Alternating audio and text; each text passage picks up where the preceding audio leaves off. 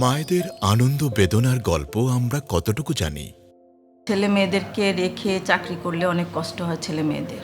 ওই দিক চিন্তা করে আমি আমার যে স্বপ্ন ছিল যে নিজে কিছু করব, চাকরি করব বা কাজ করব, সেটার দিকে আর আমি অগ্রসর হতে পারিনি। আমার ছেলে মেয়েদের ওই ধরনের মানে ইন্ডিভিজুয়ালি কোনো স্বপ্ন ছিল না। তো ওর বাবা বলতো যে কিছু হবার সেটা না, বলো যে আমি একজন মানুষ হব।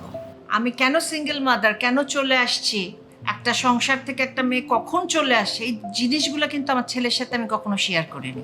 মার দুঃখের সাইডটা, কষ্টের সাইডটা আমার ছেলেরা কিন্তু আজ পর্যন্ত জানে না। একাকিত্বটা আসলে মানুষ নিজে না থাকলে বুঝে না। আমার জীবনে একটা স্বপ্ন যে খুব সুন্দর একটা বৃদ্ধাশ্রম করা।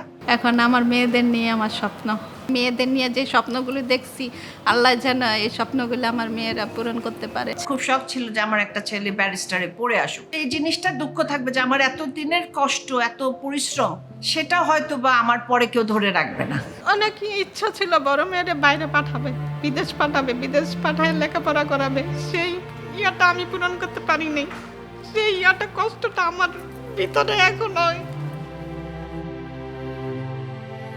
সন্তানের সব চাওয়া পাওয়া এবং স্বপ্নে মা না থাকলেও মায়ের স্বপ্ন এবং ত্যাগে থাকে তাদের সন্তানেরাই।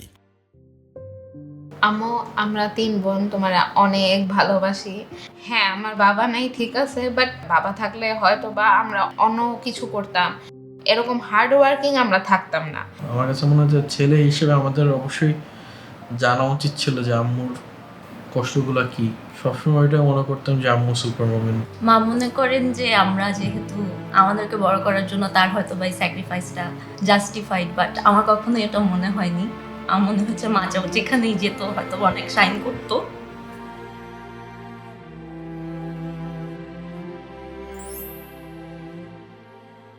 সিলন ফ্যামিলি ব্লেন্ডের কড়া লিকার আর সতেজ স্বাদের পারফেক্ট ব্লেন্ডে স্বপ্নেরা মেলুক টানা।